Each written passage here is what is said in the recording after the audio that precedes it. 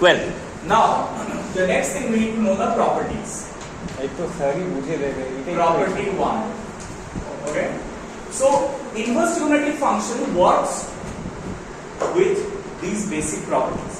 If you don't know the properties, it will be very difficult to find out the solutions of inverse trigonometric functions. All right. First property. क्या? If we do the inverse of any trigonometric function, it will give us the angle back. Means if I do sine inverse of sine 30 degree, what will be my answer? So let's write pi by 6.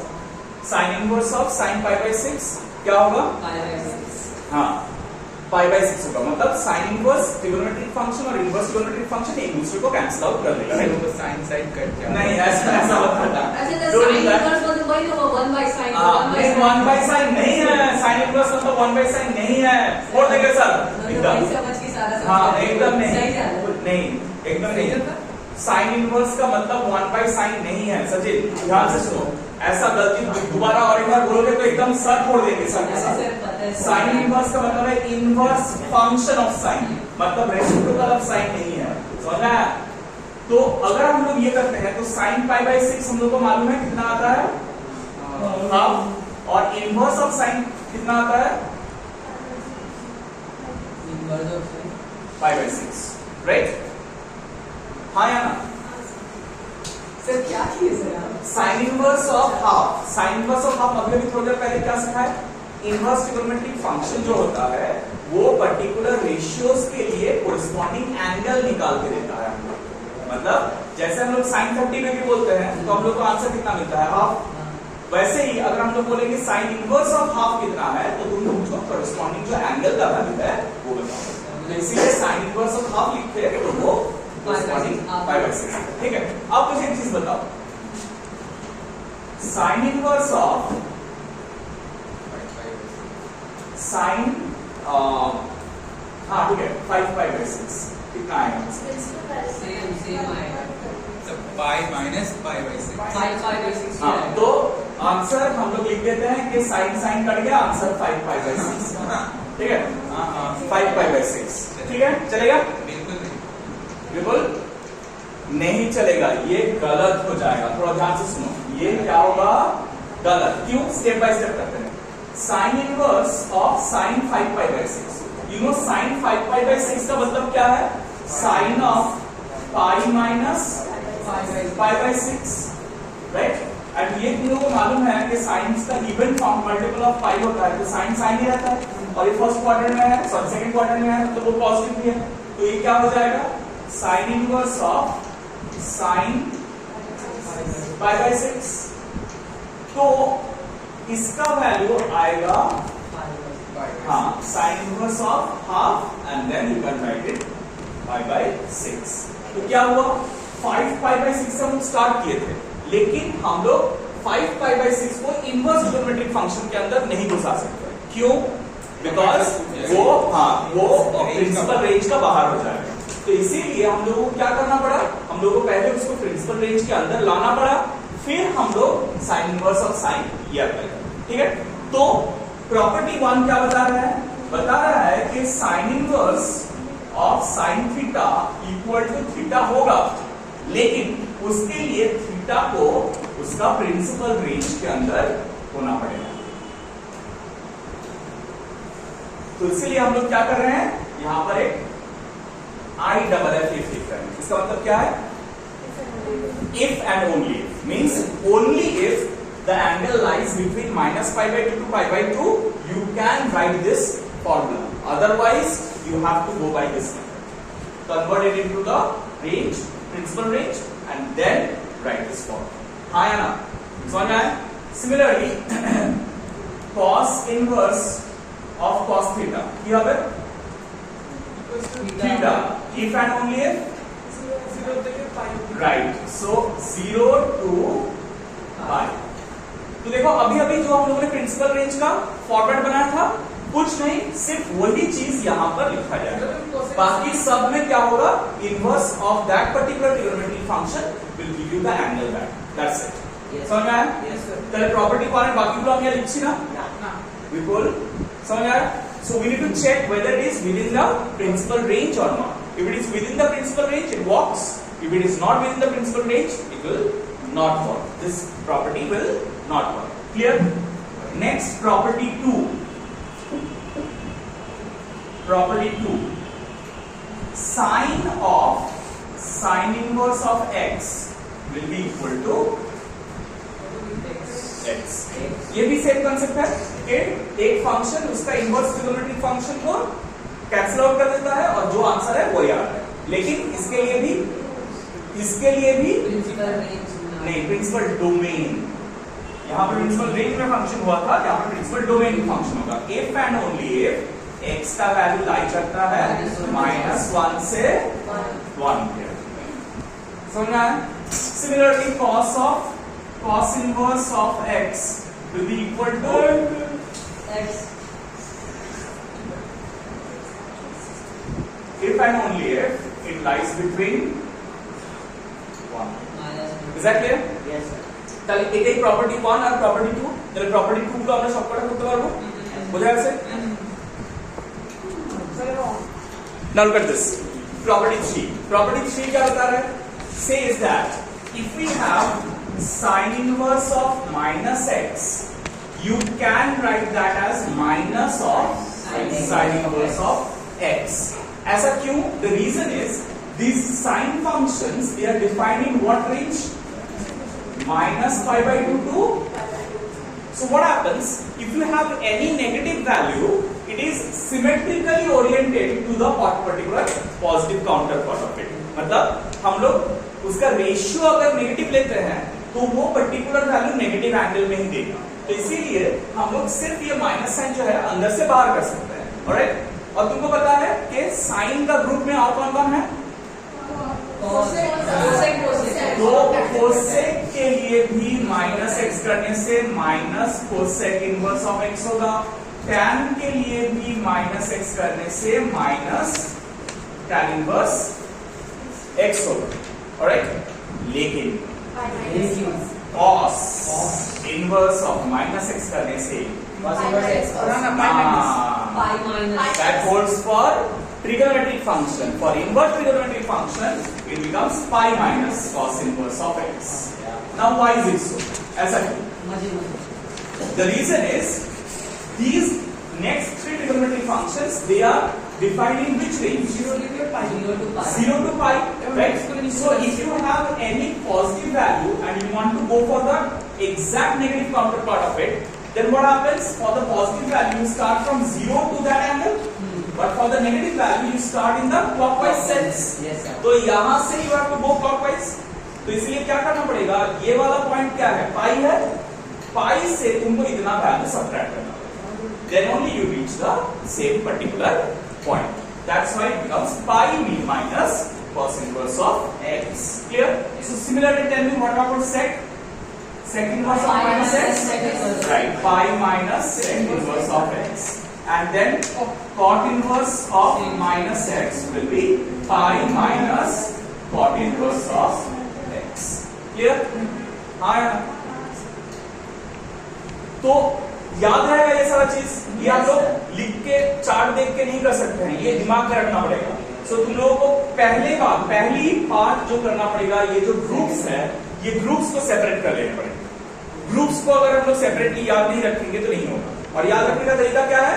Sign एक group का head है और cos दूसरा group का head. बस ये याद रहेगा तो तुम बाकी चीज याद रख पाओ। समझ आए? Sachin, last one. Next property हो गया, प्रॉपर्टी 3 हो गया सब लोगों का? हाँ है ना? And obviously these things must lie in the principal domain. Principal domain में lie करना पड़ेगा, ठीक है? You cannot take any random values you want. You will know that, sir? Yeah. Shall I have this? Why guys? लेंगे sir random value. Shall I rough this? Sir random value लेंगे। नहीं ले नहीं सकते हैं। tan के लिए। Allow नहीं करेगा ना? tan के लिए allow करेगा। tan तो पूरा रियल नंबर्स के लिए डिफाइंड है। अच्छा, property 4, these are important, very important. Property 4 बहुत important है। अब हम लोग किस में आ रहे हैं?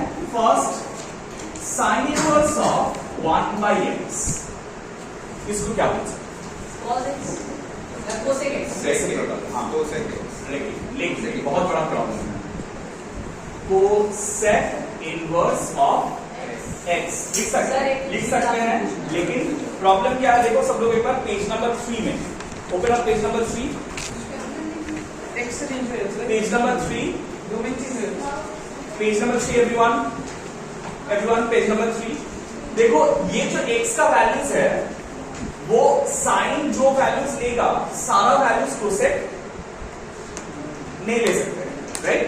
सो ये 1/x कोसेक में आ सकता है, लेकिन एक प्रॉब्लम क्या है? ये x का वैल्यू अगर 0 होगा तो ये वाला चीज अनडिफाइंड हो जाएगा, ठीक है? सो 0 को छोड़ के बाकी जो वैल्यूज है साइन का वो सारा एप्लीकेबल होगा, ठीक है? समझ आ रहा है क्या बोल रहे हैं?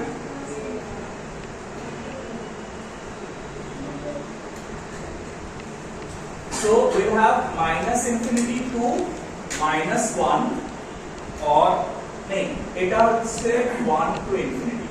So see what is happening. ये क्या हो रहा है? थोड़ा ध्यान से देखो। नहीं सर, ये तो -1 to 0 ना वो cosec वो अगर हम लोगों के पास कोसेक ऑफ क्या है? थोड़ा ध्यान से देखो, डिफरेंस समझो। कोसेक इनवर्स ऑफ 1/x होता है, तब हम लोग उसको साइन इनवर्स ऑफ x बोल सकते हैं, starting from -1 to 0 union 0 to 1। क्या हो रहा है? डिफरेंस क्या है? Look at this very carefully. ये जो प्रिंसिपल वैल्यूज है, ये प्रिंसिपल वैल्यूज मतलब डोमेन का जो प्रिंसिपल वैल्यूज है, ये किसके लिए डिफाइन करेंगे? फाइनल जो आंसर आ रहा है उसके लिए, फाइनल जो आंसर आ रहा है उसके लिए डिफाइन करेंगे, और देखेंगे कि जो इनिशियल वैल्यू है उसमें कोई x का वैल्यू अनडिफाइंड आ रहा है या नहीं। Is that clear? Yes sir. Final जो वैल्यूज है उसके लिए आएंगे, ये याद रखना है हमको, राइट? तो cos के लिए भी वही है, cos inverse of 1/x will be sec inverse of x। So cos inverse of 1/x अगर sec इनवर्स ऑफ x है तो ये भी सेम चीज में डिफाइन होगा, -infinity to -1 और 1 से infinity तक। मैं और कुछ बोलছিলাম স্যার মানে লাস্ট ফাইনাল এক্সপ্রেশন আছে ওটার জন্য x এর ডোমেইনটা হবে, x এর ভ্যালুস গুলো ইনিশিয়াল এক্সপ্রেশন থেকে না, ইনিশিয়াল এক্সপ্রেশন থেকে আমরা ডিনোট করব না, সেটাই বলছি। আমরা ফাইনাল যে এক্সপ্রেশনটা আসছে তা দিয়ে ডিনোট করব, তার থেকে ডিনোট করব, বুঝতে পেরেছো? দেন স্যার ওটা যদি দেখো তাহলে সাইন ইনভার্স এর জন্য -1 থেকে 1 অবধি আসা হবে। হ্যাঁ সেটাই তো, সাইন ইনভার্সের জন্য -1 থেকে 1 অবধি আসছে। 0 এক্সক্লুডেড।